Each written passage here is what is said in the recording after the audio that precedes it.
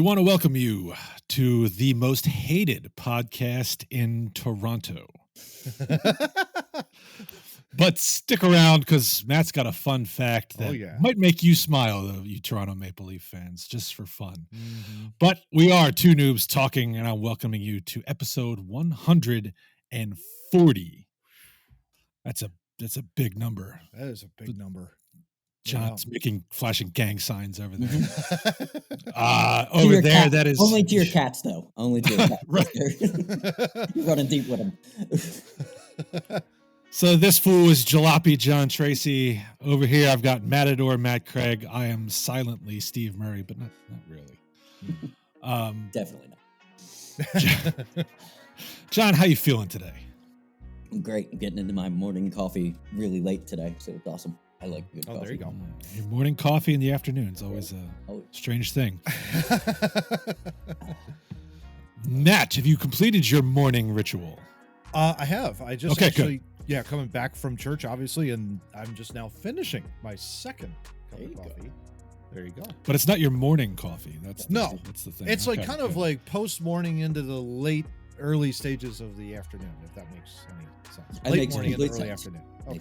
The late early stages of the afternoon. Okay. Yeah. I used to drink coffee until dinner. When cool. A couple years ago, I would get my morning coffee. It would follow up by my 10 a.m. coffee, then my noon coffee with lunch, and then I would have a coffee kind of at the end of the shift on the way home, and then I'd stop drinking coffee when I came home. Yeah, you went to bed at 2 a.m. Yeah. I've now cut that down to like 12 to 13 ounces of coffee all day. Ooh, good for you. So I do not drink I used to drink a ton of coffee. Yeah, I was the same way, Johnny. I used to drink all the way up until 2 o'clock in the afternoon, and then I'd be like, how come I can't get to sleep? Oh, wait, we put two and two together. You wonder why you're crashing before dinner and wide awake after dinner. It's like, wait a minute, what's going on here? Yeah. I'm glad the two of you have wised up. Yes. Oh, yeah. But speaking of not wising up, I've got a doofus of the week here for you. Uh-oh. Nice. This blew my mind. I won't use names, but so if you've been following the news, Target has had a controversy recently. They were selling some Pride stuff, and they caught some backlash for it, and some of them have pulled it, et cetera, et cetera. Yeah. And I was made aware of someone who has opted not to shop at Target anymore, which that's fine. Target's a store, can sell what they want. You're free to not shop there. Yep. Yeah, whatever. Yep. That's all kind of normal everyday stuff going on here. Yeah, absolutely. But what really kind of ticked me was these people who are so reactionary and get all high and mighty, but don't actually think through with their plan. Mm-hmm. So this person had received as gifts from others hundreds of dollars worth of Target gift cards. Oh boy. Deciding that Target was not going to get their money, this person shredded all those gift cards. Oh, no. Which, once again, if you had thought it through, Target already has that money. Yes. Because the gift cards were paid for. Yeah. Yes. Now, you have given them pure profit. Yeah. Yes. They do not have to make... Exactly. They don't give you merchandise off the shelves. That's pure profit now. So if you're gonna take a stand, use your head. Yeah. Okay. Don't accept the gift cards. Plain and simple. There you go. Exactly. Yeah. Well, they accepted the gift cards before this whole thing started, but you could have given the gift cards to someone else. Yep. Yeah. Or B, if you really wanted to teach Target a lesson, milk the gift cards for all they're worth so that they get the minimal amount of profit that they possibly could. Oh, absolutely. Not it's probably 99.5% profit because, credit cards and blah, blah, blah. But you've basically handed them $99.50 on a $100 gift card by not using it. By not using it at all. Yeah, right. Exactly. Good job. You really taught them a lesson. Woohoo! Could have just went to the Starbucks and used those gift cards in 3 days. Exactly. Probably Probably more like 2, but it's like anyway. $800 for a cup of coffee anymore. Well, we're all wide awake now, so let's talk about W Energy Drinks. They are the sponsor of our fun fact and over 40 rant. Visit their website, w.gg. That's DUBBY.gg. Find your favorite flavor, place the order, use the promo code Too Noobs Talking, TOO Noobs Talking. Get 10% off your order. So we're switching it up today. Matt's got our fun fact, which is so much fun. Oh, it's so much fun. I hand you the floor. Thank you. Thank you very much, Steve. Really appreciate this. I was, looking back at Misery, I always love poking fun because I feel it gets a lot of heat, obviously, with, all the fans and all the history and all that kind of stuff. But we really don't give it back to these loser cities that choke in the playoffs all the time. And so I would really love to focus this fun fact on the city of Boston, Massachusetts, gents. Did you know that they are the first city in the United States of America, the first one? I'm willing to bet the world too. Yeah, and probably in the world, to lose a Game 7 at home in both hockey and basketball. The first city in the same postseason. In the same postseason. That's step number one. This year also, they are also the first city in the United States to lose 6 games in the playoffs to South Florida teams. 6. Florida Panthers, of course, who we're still rooting for, even though they're down 1-0 against Vegas. And also the Miami Heat. So whatever is going on in South Florida, keep it up, boys, down there against Boston. And then, guys, the Boston Celtics, who, let's face it, I mean, we should have beaten them, obviously, in that, but I don't think we would have gotten past Miami. But in any event, the C's, they have had 6 home playoff losses in each of the last 2 postseasons. So they've lost 12 games? They have lost a total of 12 games at home throughout the course of however long they've been in the postseason. All right? Mm-hmm. The previous 75 years of their existence, that never happened.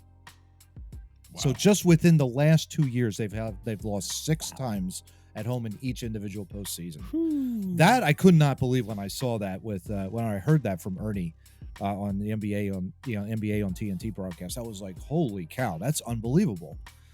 That they're just choking away everything at home. It's fantastic. I love it. I love it too. So there you go. I wonder what Uncle Larry thinks about that. He's got a little mad. When the Celtics lost that Game 7 in spectacular fashion. Oh, it was flame on, baby. It was all about. It brought to mind the quote from Bane in The Dark Knight Rises when he's torturing Bruce Wayne and he says, there can never be true despair without hope. And that's so right. I will feed those people hope. And then I'll pull the rug out from under. The Celtics go down 3-0. They come back in the series, force Game 7, and they splat. Yeah, love it. Beautiful thing. I will force them to have hope. I will force them to have hope. And of course, we all remember another Game 7 at that building 13 years ago. Yeah. When they choked away a 3-0 series lead and a 3-0 lead in Game 7. In Game 7 to our Flyers. By the way, we have to make that an annual occurrence going forward on Two Noobs whenever that happens. So we have to remember that day, May 14th, I think it was, right? Oh, yeah. Gotcha. And every time we do that, we're going to have to bring that up. I've got the newspaper from the next day on my wall. We'll plop that on there. And all excellent. That kind of stuff. Yeah, absolutely. Yeah. Makes the heart feel good. John, you've got our over 40 rant, though. So, yes. And speaking of over 40, even though all 3 of us are over 40, none of us were alive the last time the Leafs made the Stanley Cup final. Oh, I'm sorry. We just had to get it. Okay, sorry. Over 40 rant. John, what do you got? So I watched a lot of wrestling last weekend. A ton. I watched the AEW pay-per-view. I watched both WWE pay-per-views. Had a great weekend. It was fun, but me and my wife, as we were watching, started to have a conversation, which I need to now make an announcement to WWE and AEW and all the wrestlers, women and men. I think it's time in this society that if you were going to perform in a wrestling ring, you should probably wear pants. it is highly trending that most of the professional wrestlers are wearing long pants, and you look way more way more professional. But these guys that have been in, let's just bring out the Miz, and we'll bring out a couple other dudes. Why are you wearing underwear at this stage of your career? You're 43. Like, even Jericho wears long pants now. Like, yeah, there is a time and place.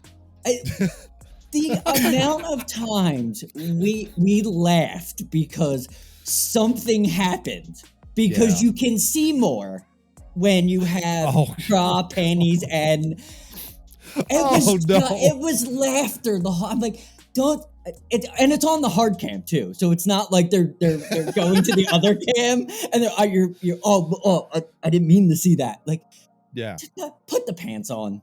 Like, most of the wrestlers are doing it, so we should all just do it. I have to ask, because I don't remember that happening back in the day. I mean, like, Hulk Hogan wore underwear, Scott Hall wore the underwear. You know, there were lots of guys wearing the underwear. I don't remember that happening. No. And maybe I wasn't watching the pay-per-view, but I don't know. Vince might have also not had that many cameras. Macho had the long pants, right? He had long pants. Yeah. He came in with the short pants, but then he switched to long pants when he went heel. Yeah. That's kind of the move. Oh, okay. That's what. Okay. Yeah, but now I mean, the younger guys are just wearing pants. Bret Hart wore pants. Shawn Michaels wore pants. Yeah. Yep. You know, but and Yokozuna, thank God, wore pants. Yes. Yes. Thank God. Thank the Lord God for that. But I just don't remember having issues like you're talking about back in the day. So it's interesting that you happen to notice all kinds of problems. But maybe you're right. Maybe Vince didn't have that many cameras. Yeah. 25, 30 years ago. It just made me think, like, we're at a point of society in performance art. I think you should wear your costumes. Like, we're past your like thigh muscles. Like, nobody cares. Like, you got some biceps, you got some triceps, you're good. You're good to go. Yeah. You could do flippy floppies and move on. Yeah, move on. Yeah. All part of the circus. Works for me. Wear pants. I like it. Let's speak. Let me. I gotta go put some pants on. Hold on. No, just kidding. We'll do topic one, Commando. Let's go. Let's do it. Hey, you only see us from the chest down. You don't know. That's true. Oh my. Very true. All right. Topic one. New York Times topic one 2 weeks in a row. What the hell? That's crazy. I don't know. Steve's but fault. Gentlemen, yeah, right. This week it is my fault. Diners are fed up with minimal service. Will a little warmth win them back? Short answer, no. Moving on, topic two. No, but seriously, the patience that customers have extended to restaurants over the last few years is wearing thin, boys, especially as menu prices climb and experienced workers are harder to find. A plaintive cry is arising from America's dining rooms. Can we get some service around here? Short answer, no. Topic two. And not just any service. Diners say they crave a night out free from QR codes, servers who don't seem to care, and menus designed to glorify the chef and attract influencers. Not sure I know what that last one is, but they want to feel like welcome guests again, wrapped in the kind of warm, competent hospitality they fantasized about while the pandemic took it all away. Ed Lee, a chef and author who divides time between Louisville, Kentucky, and Washington, D.C., said, "We gave restaurants a pass for many, many months, and I think we're at a place where people really miss the human touch and little details."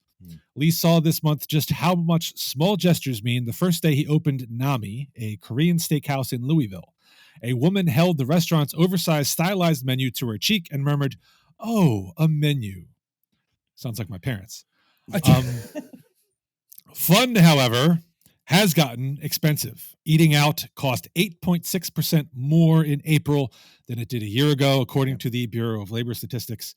At places that add service charges to supplement wages, the sticker shock is even worse. Liza Dunning, a creative director in the Bay Area, says, "I want to support all these service charge initiatives and better working conditions for people, but also, wow, I am now paying how much for a roast chicken? Matt, have you experienced dining out is more expensive than it used to be? What's been your take the last year or so? That's a great question, Steve. Yeah, I frequent the local bar around here, CityWorks, and they are phenomenal. They've been phenomenal. They've bounced back very well from the pandemic. I would say early on, probably like maybe you're talking late 2021, early 2022, I started noticing that there was a service charge here and there to make sure that it's all up to speed, in terms of capturing up all the costs and things that, the pandemic caused on all that kind of stuff. And I did notice, obviously, prices in particular when it came to beer. Now it's $7 for a typical pint. Now, prior to the pandemic, it was $6. So you're talking about a 9%, 10% increase or more in the price of just one glass of beer. So that adds up pretty quickly. I would say, though, that right now, and I know this is just one example, but they're back to a pre-pandemic level. More people are going out, and the service, I would say, is comparable to what it was back then. You still get attention. You're not going to be waited on hand and foot, but they've got like people that take the order, they'll punch it in, and then I would say like maybe about 10 minutes later, you've got your food in front of you. So and you got separate staff coming out delivering the food and whatnot. And that's typically what that restaurant does, or that bar does. So I would say it's back to normal. So to read that New York Times article, it was very surprising to see like, oh, well, the service isn't all that good.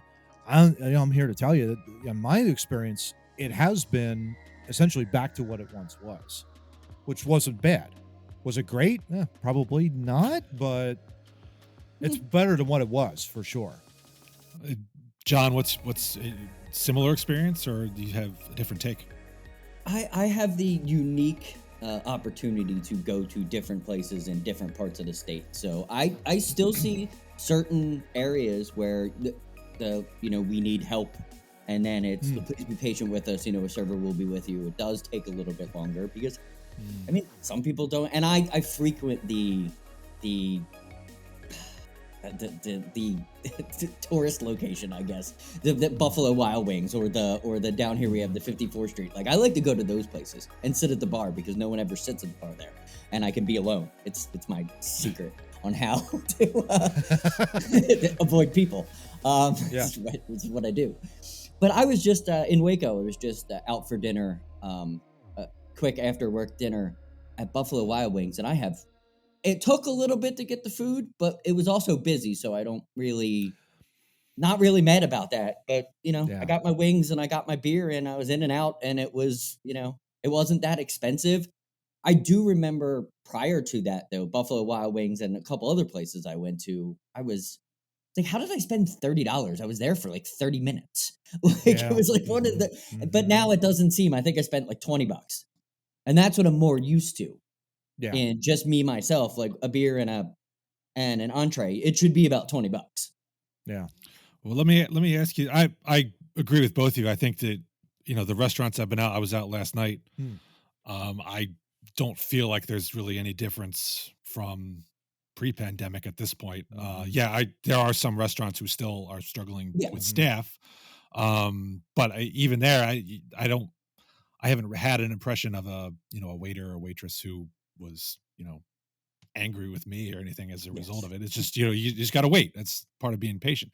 Let me ask you about the QR codes, because I know that was a hot button with my parents during the pandemic. Oh yeah. And you recall that was we don't want to hand out menus because germs, blah blah blah. Blah, blah, blah. I got spiky COVID fingers, and hand you a menu.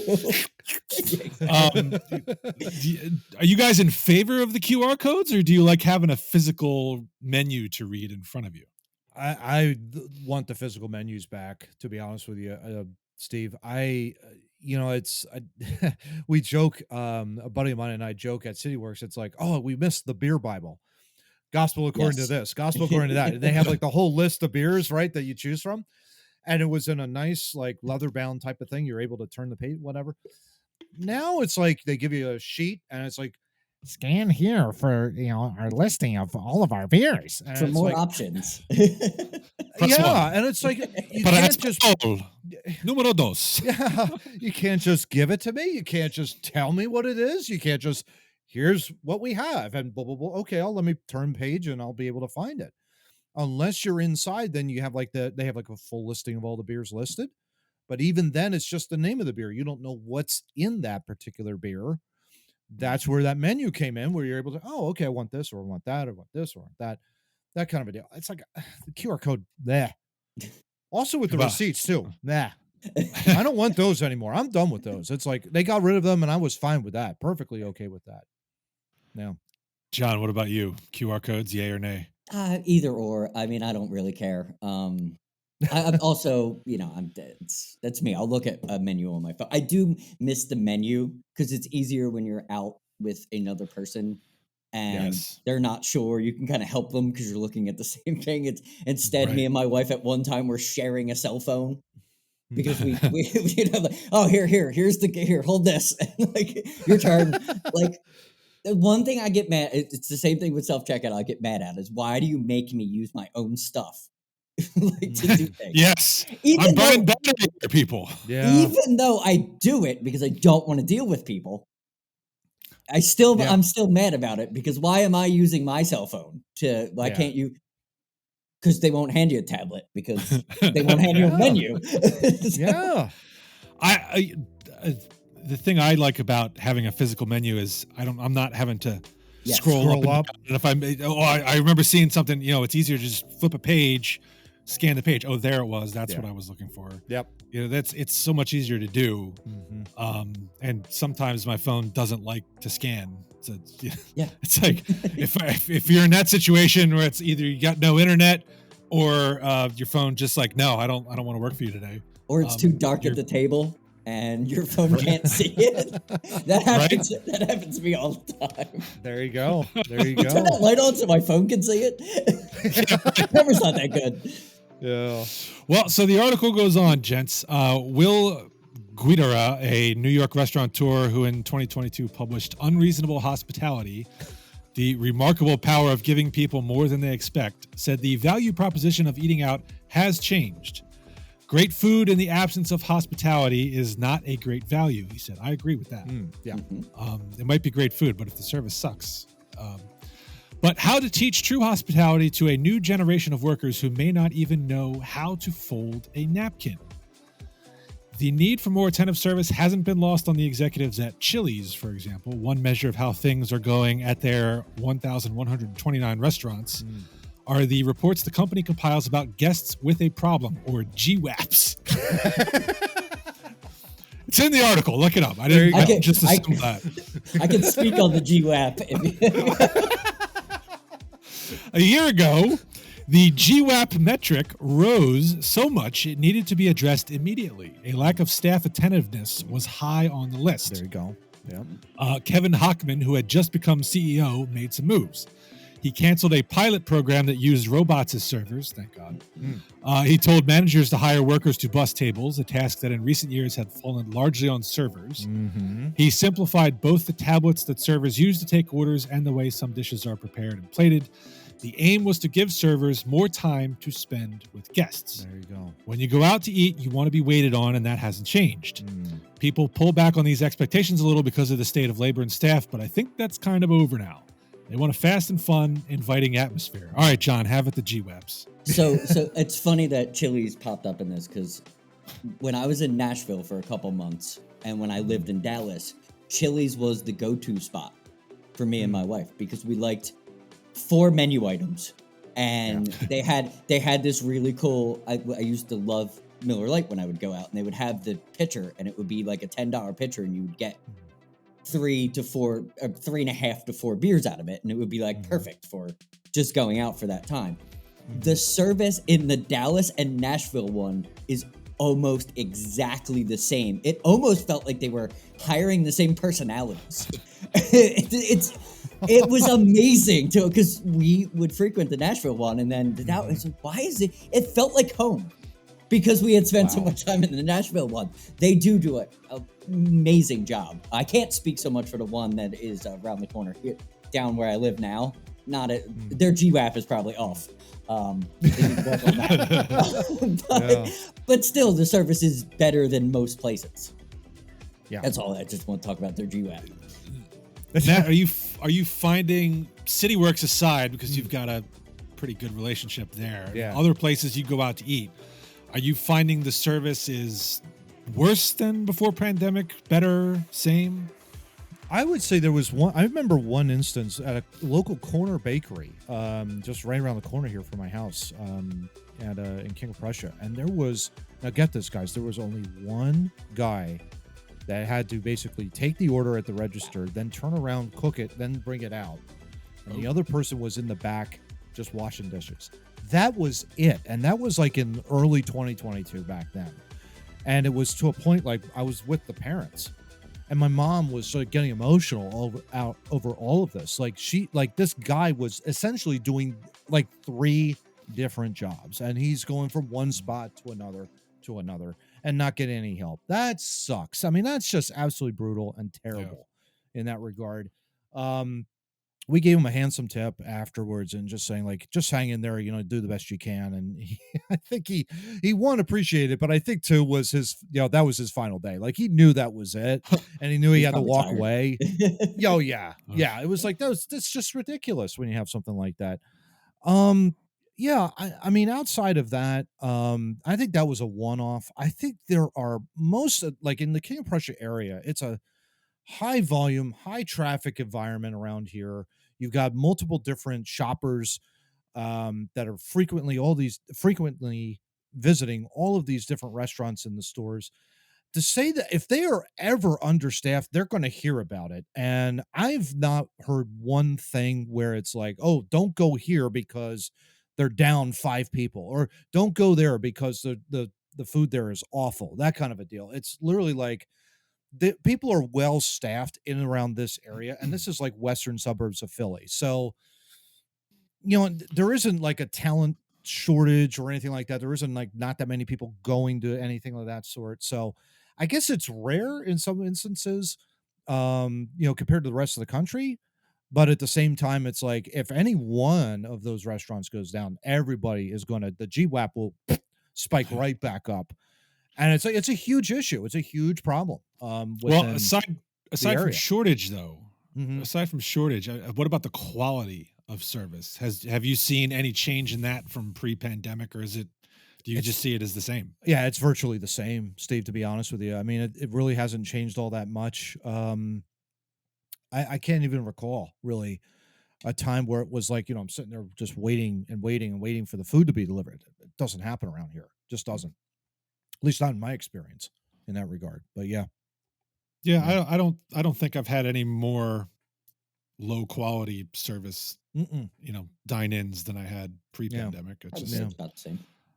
Probably. No. But to conclude the article here, there is a chef who owns Counter and Biblio in Charlotte, North Carolina. Oh boy, here we go. Who has taken a counterintuitive approach, putting guests last. First on the list of what he calls the 7 priorities are employees and their mental health. The idea is that if a restaurant's whole ecosystem is working smoothly, guests will never know that they aren't the priority. A concept much like what restaurateur Danny Meyer called enlightened hospitality in his 2000 book, Setting the Table. But Hart believes that some guests need to know exactly why they aren't the priority. In a recent column in the Charlotte Observer, he took on the entitled post-shutdown diner directly. It's gotten to the point where something must be said. An ever-growing portion of inconsiderate guests are destroying the hospitality industry, he wrote. He listed 13 things customers should not do while eating out, including snapping fingers to get servers' attention, threatening to post a negative review, and, quote, thinking that you own the place. Akilah Stewart, a server at Gramercy Tavern in New York, doesn't buy the notion that the pandemic created a new class of particularly demanding customers. You are always going to get someone who is probably having a bad day. It's just the nature of the business. I.e., there are plenty of dicks out there who are going to be dining. I agree with him to the extent, I don't ever snap my fingers at people I never treat servers as beneath me or anything like that. I mean, you raise your hand more than anything else if you need help, that kind of a deal. Right. If you see them, you wave at them to indicate you need something. Yep. Hey, can I? But you never. No. That's so obnoxious. But there are jerks out there, and I understand the point that you're going to have bad experiences with customers. Yep. It's unfortunate. Some people just treat servers like trash, and that means they themselves are trash. But John, what do you take from this guy putting customers last? He's right in the aspect of you need to get your house in order before you can worry about the people pleasing. Like if your kitchen isn't running smooth and your bar isn't running smooth and your servers aren't running smooth. That's what I think he's trying to say in a very bad way, that if I have a well-oiled machine, I won't have those issues. But he's not saying it that way at all. Like, someone's getting the silverware, folding it, making sure that the servers have what they need, making sure that the menus are wiped off, making sure that, the food runner's doing what they're supposed to do. I understand what he's saying. Like, he wants a well-oiled machine. Yeah. But it's not like, hey, go bleep yourself, customers, because we're doing well over here. That's what it sounds like. Yeah, it sure does. We're fine. He can pour beer just as fast as everybody, but we don't need you to drink it. Doesn't make any sense. The way he said it just comes off very douchey. Yeah, big time. Yeah. Well, I won't be dining at his establishment anytime soon, but I will always. The customer is not always right from my perspective, but I will always treat my servers with respect. But this guy, a little over the top, foot and mouth. Yes, please.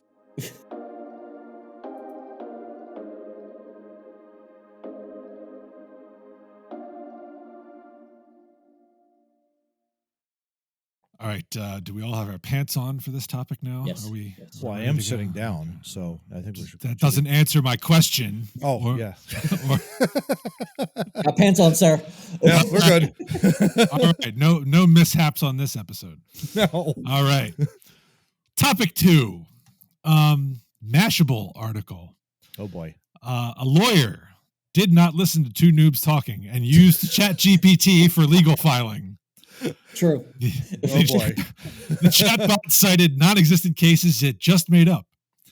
So apparently, lawyer Stephen Schwartz of Levidow, and Oberman has been practicing law for 3 decades, but has the brain of a kindergartner and has been living under a rock for the last 8 to 9 months.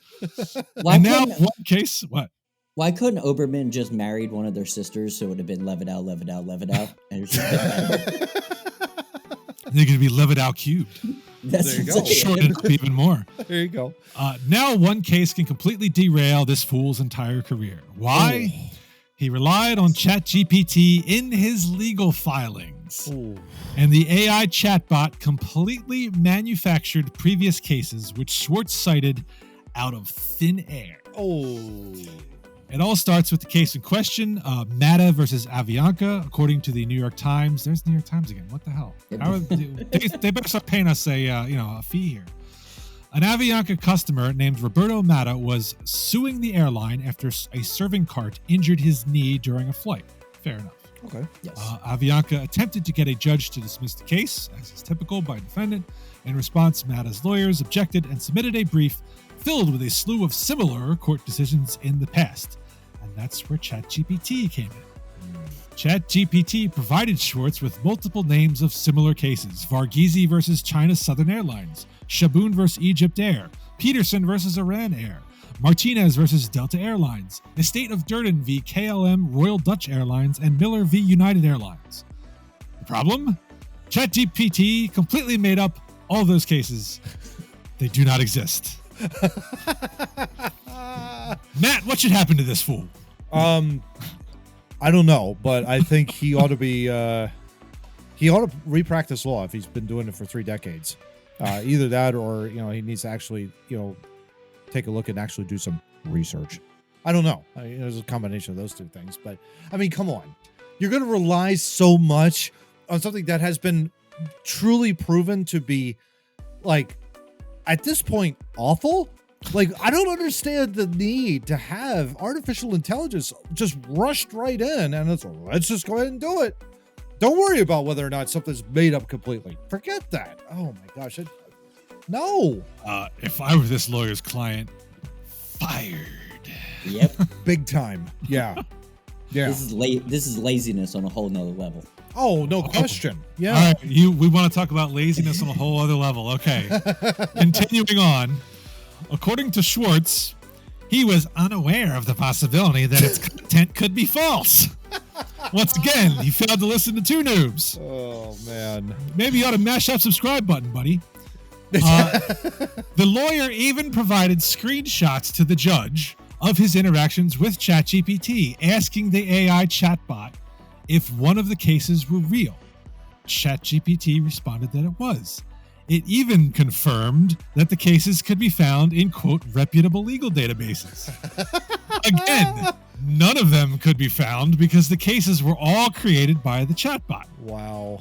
It's important to note that ChatGPT, like all AI chatbots, is a language model trained to follow instructions and provide a user with a response to their prompt.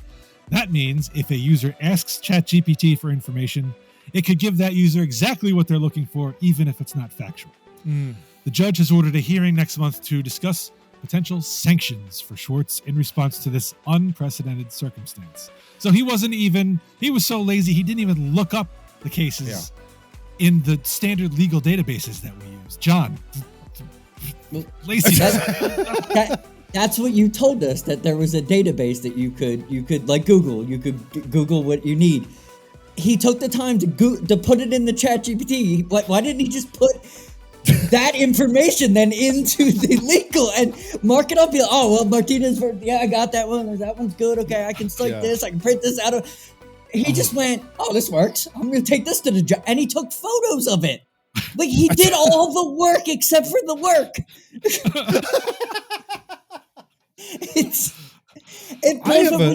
When you told me they have these things and you could, my God. What was he thinking? Yeah. I have a query for the patent lawyer of this wonderful podcast. Okay. Sanctions. What sanctions would he face in this regard? Would he have would he drop, what could this judge do at the end of the day with this guy? A judge has wide discretion.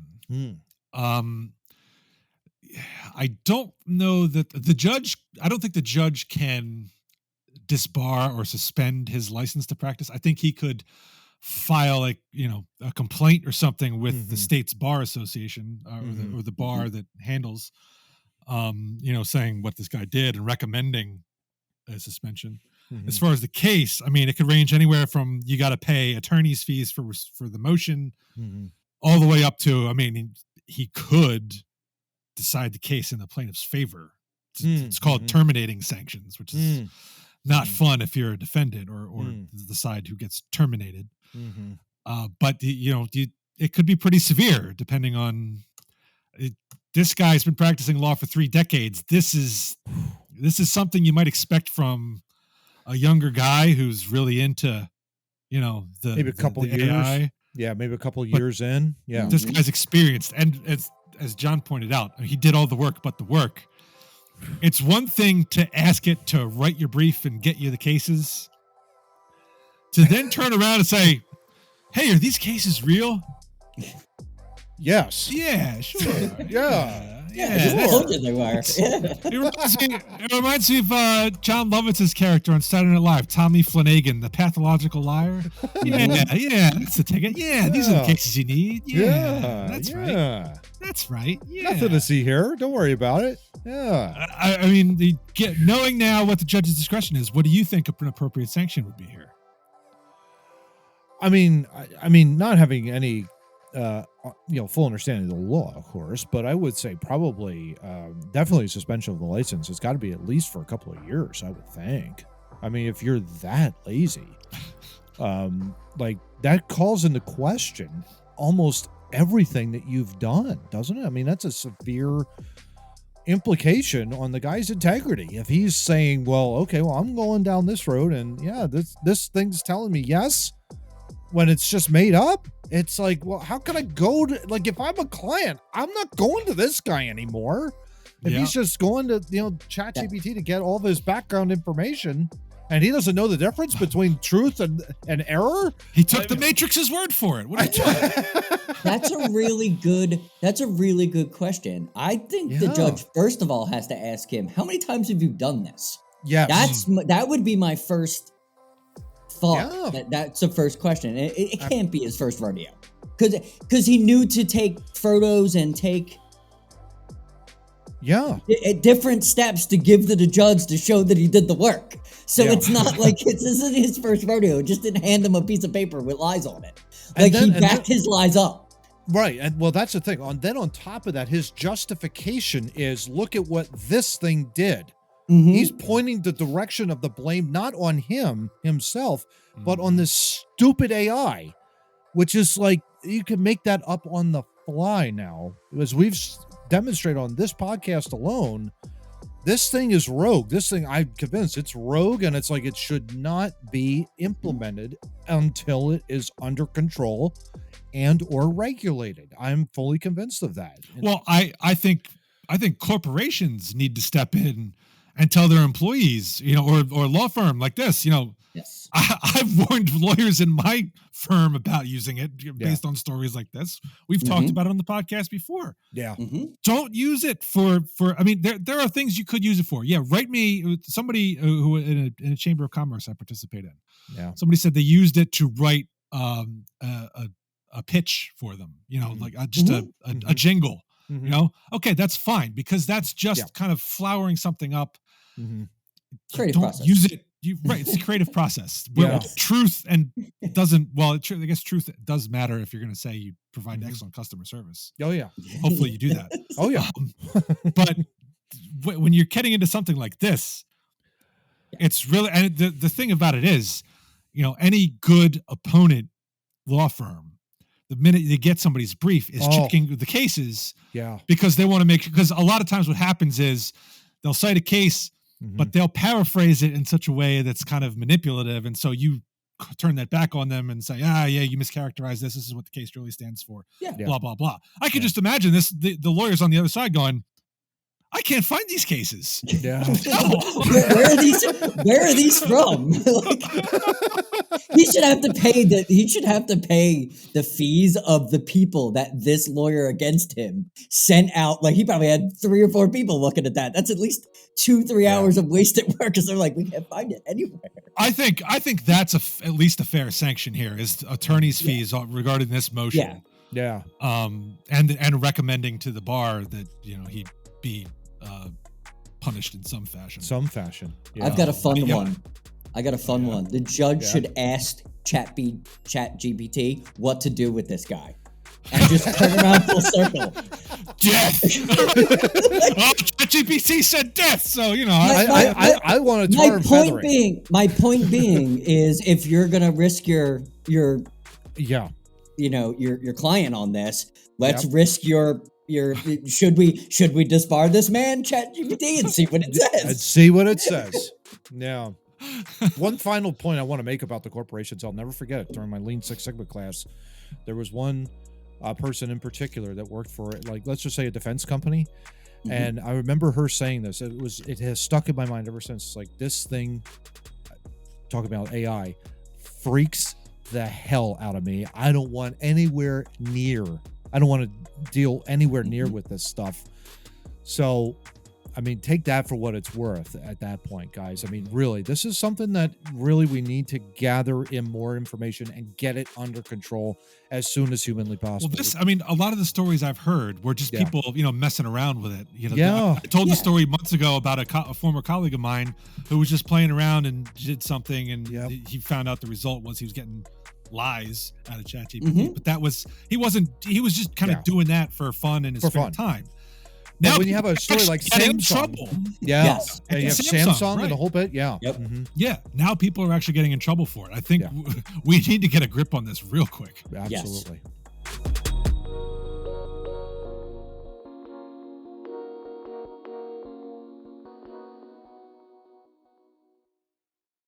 All right, now, that was weird enough, but now we're going to go into the weird file for the week. Boy. Topic 3. Pants free if you like, since it's the weird file. That's what you're into. Happy birthday, by the way, to the host of Two Noobs Talking Now, Mr. Steve Murray. Happy birthday to you, sir. Yes. I appreciate that. I'm a little skeptical about why that came up after the pants comment, but he put it into the ChatGPT and it said, "Say it." Yeah, now. exactly. It popped up. Yeah. Oh my. Appreciate that. Thank you so much. Yes, it was my birthday. I'm proud to say that Italy shuts down every year for my birthday. So Nice. big thanks to them for honoring my special day.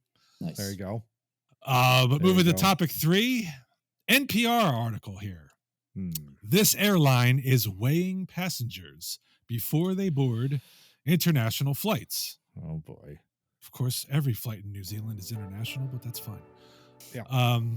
It's normal to weigh passengers' bags when checking in for an international flight, but in Auckland, it's the passengers who are now getting onto scales before flying abroad on Air New Zealand. The goal isn't to single out passengers who might contribute to a plane being overloaded or out of balance. That's Sorry, a lie. Freddie, you gotta step out. Can't take you this time. Yeah. Instead, the airline says the process is part of a survey to gather real-world information. That's also a lie, but anyway. For safety reasons, we need to know the weight of all items on board the aircraft, the airline says. The survey is mandated by the country's Civil Aviation Authority, the airline said in a message to NPR. Apparently, they average the weights of the customers to do estimates for the aircraft weight. Yeah, because no one can see. Because the same people fly all the time. Yeah, right. Well, but fear not, gentlemen, no one can see your weight, not even us, they added. Oh. Still, they acknowledge that stepping onto scales in public can be daunting. A person's weight is a private issue, except for John on this podcast. Yes. For anyone concerned that a digital readout might blare their weight for anyone to see. 205! 205! The airline says it can't happen. The scales do not display the weight, as this is fed directly into a computer and recorded anonymously along with thousands of other passengers. Why am I not liking where this is going? I don't know. It goes directly into ChatGPT. The takes place before passengers reach their boarding gate. Anyone who doesn't want to take part in the survey can simply skip it. The goal was to get readings from at least 10,000 air passengers. Oh my gosh. John, what the hell?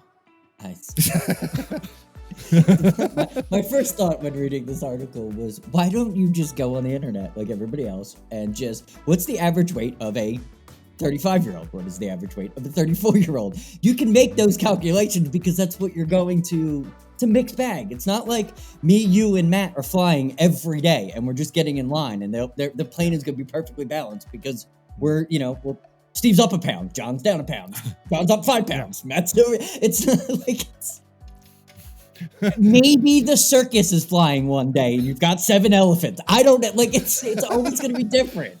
I don't understand what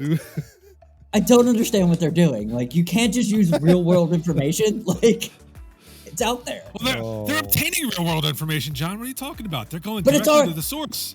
But it's already done. Why? It's just so weird. Like, in front of everybody, you're just going to come up with this idea. Hey, let's have people step on a scale. Oh, don't worry, nobody can see it. Like, it's embarrassing to people. They're traveling anyway. Why do they want to? It's so dumb. Well, let me. You gotta have a department that can handle this. Let me tell you a tale. Last summer, we took the family to it was a fun park.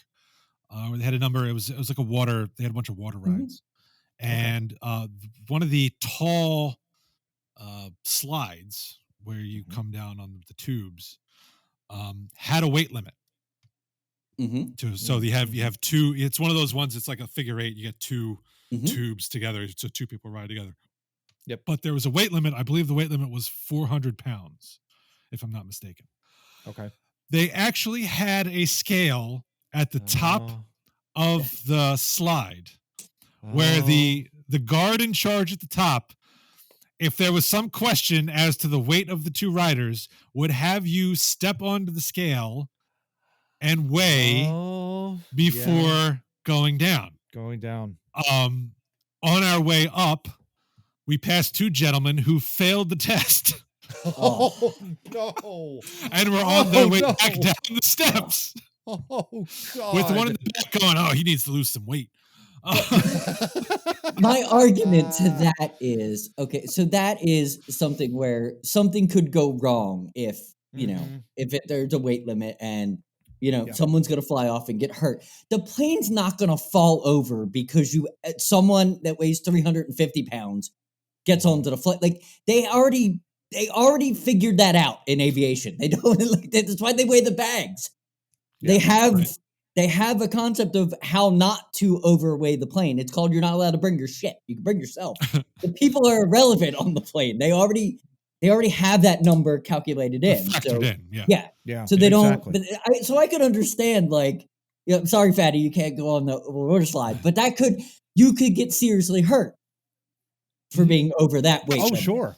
I just don't find. But why go all the way up to the top of the stairs, though, John? That's the thing. Like, what was the weight? Correct me if I'm wrong. Was the weight at the bottom, or the weighing scale, was that at the bottom, or is that all the way up at the top? No, it was all the way at the top. It was at they the top. Probably should have put. So why go up the stairs then? You're absolutely right. Put someone down at the bottom so you're not wasting everybody's time.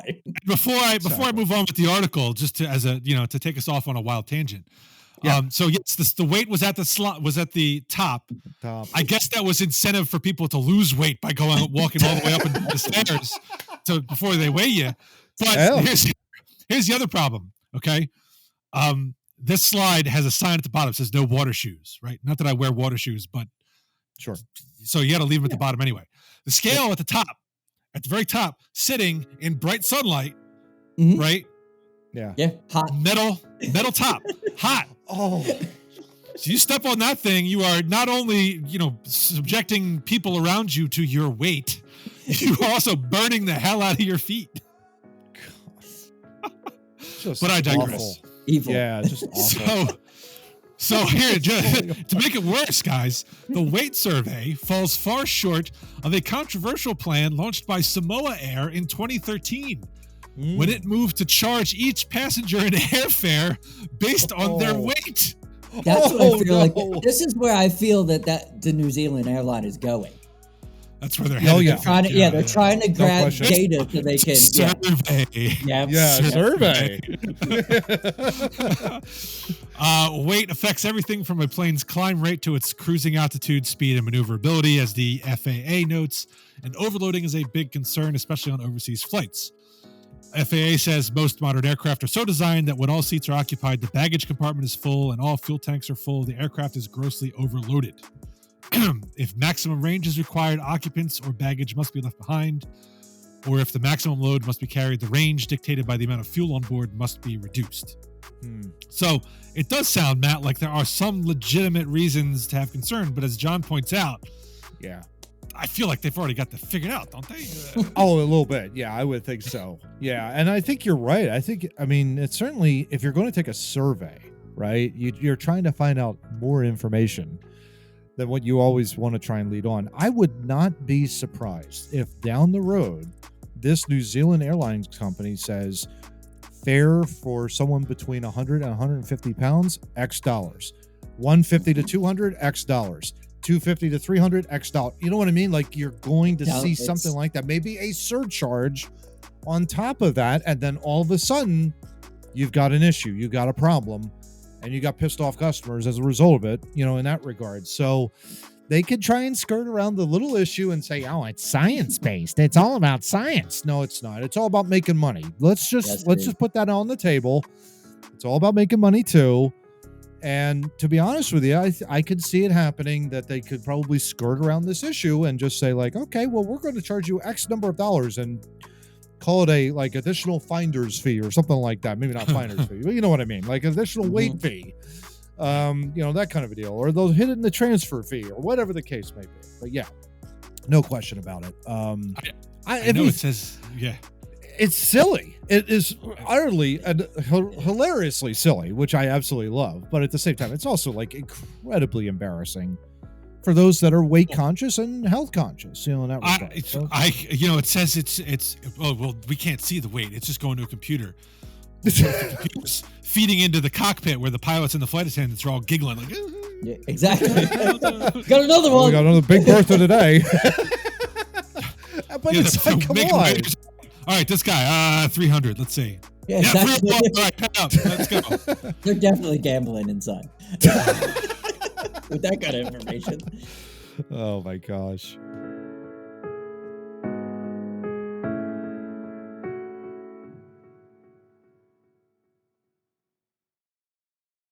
All right, pants on.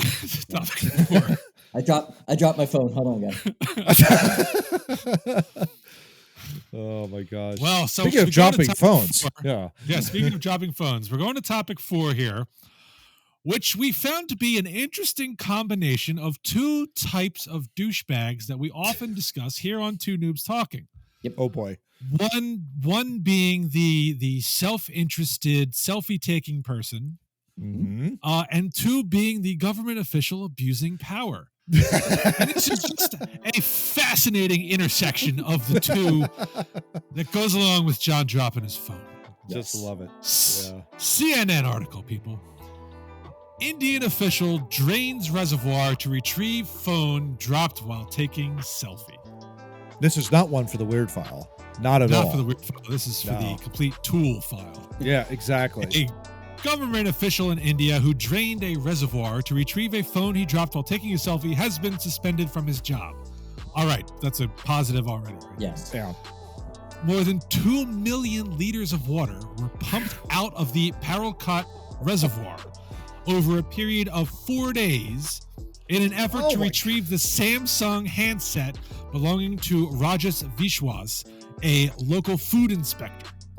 Vishwas had been out with friends last Sunday afternoon when it slipped from his grasp at the scenic spot in the central Indian state of... I'm not even going to bother trying to pronounce it. Comment down below. There are consonants next to each other and no chance. Yep. In a video statement shared by the Indian Express, Vishwas said he rented a diesel pump to, quote, drain some water into a nearby canal in an effort to retrieve the phone, and that he did this after asking permission from a subdivisional officer. Bullshit. He also said that he had asked others at the reservoir to try to retrieve the phone, but they had been unable to reach it as there was too much water. His version of events is at odds with that of his employer, who suspended him on the grounds of misusing his position, noting he had wasted millions of liters of water at a time of severe heat. His suspension order, seen by CNN, also claims that Vishwas did not receive permission to drain the water. In his video statement, however, Vishwas insists the water he drained was from the overflow section of the dam and not in usable condition. I don't even know. John, you've got her hand raised. Go ahead. John, go for it. Yeah. The thing that gets me about this. How much is a Samsung phone, right? Probably $1,000. Yeah, $700, $800, $900, something like that. Yeah. Now put that to the cost of the diesel pump to rent. Probably similar in price. I would think. I mean, you're talking about 2 million liters of water. You need a pretty big pump for that. Why not just for 4 days? Yeah. See the phone? I'm just gonna go get another one. He's so douchey. You don't understand, John. You don't understand. There's so many photos that are saved on this phone, damn it. It's called the cloud, Matt. You can save them to the cloud, for God's sake. You don't understand, Steve. I'm pretty sure. Have your phone automatically back up itself. Yes. I'm pretty sure with the technology. I had an iPhone. Now I have a Samsung. I went to the thingy and the guy put something together and he said, hey, look, all your information's on your new phone. I went, okay, cool. I don't have to do anything. It's not, there you it's not like I don't have to drain the reservoir for it. Yes, exactly. I don't have to starve children just because I drive the phone. Oh my gosh. This is just like, I would love to know what caused him to lose the grip on his cell phone. That's my question. Because it clearly shows in this article that he did lose his grip on the phone while taking the selfie. So my question is, what do you think caused it, gents? What do you think? Was it just, and he just dropped it like out of like that? or was it just like he's an idiot? Click, That's what and he happened. dropped it? Like, I don't know what was it. What do you think? Kind of like one of those. I completely agree with you. It's a fumble. It happens to even the most short-handed of us. My problem is, unlike the numbskulls out in like Yellowstone who are like, "Hey, look at me taking a picture with a bison," or on, I've scaled Kilimanjaro. Let me live stream this to my peeps.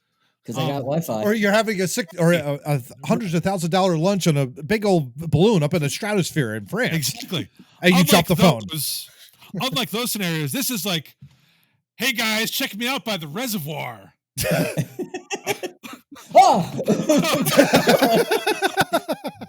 It's a reservoir. What do you need a selfie by the reservoir for? Because I think I was reading in another article about this article that he said it was a beautiful view, which I don't even know what he was like. I think he was out having some cocktails with some friends, and that's another theory. Yeah, that maybe there might have been some chicanery going on over there with the phone, with the phones and the alcohol. You never know. But oh my gosh, you guys said in pre-production, this is approaching Fab 5 level, is it not? It absolutely is. This is something you do when you are a part of the Fab 5. You waste government resources for no reason. Exactly. I mean, and the thing of it too was the fact that what the killer was in this article was the millions of water lost during a time in severe heat in India. Yes. And as you guys know, the heat in India, just from reading, 120, 130 degrees Fahrenheit, right? I mean, we're talking, this is ridiculous. And for him to do this, and to John's point, get another damn phone. You have it backed up to the cloud, whatever. Don't go and die. And another thing, too, is like, where was the scuba gear? If something is dropped into this thing, you're not diving in after it. Like, what the hell? Like, what is going on with this guy? I don't get it. I don't understand it with this guy. The thing this article doesn't indicate, which I would like to know, is what the water was for. Yeah. Like, it doesn't sound like we're talking about drinking water. No. Is this like irrigation water? What is this water for? Because if you're just irrigating crops with it, maybe you could take obviously if it was drinking water, you're not going scuba diving. No. He's probably had enough trouble dropping a phone into drinking water to begin with. Yes. Oh, for sure. Yeah. But which would lead one to want to retrieve it. So as not to get caught. But if this water is not being used for human consumption, then certainly other options besides draining 2 million liters of it to retrieve a 3x6 inch phone that's probably waterlogged to a point it's useless at the anyway. That's another thing we didn't consider. Yes, my Samsung S21 is waterproof to a point. Yes. Sitting at the reservoir for 4 days is probably beyond the specs on what constitutes waterproof. Exactly. So the phone's probably dead. Yeah. But I'm with you, Matt.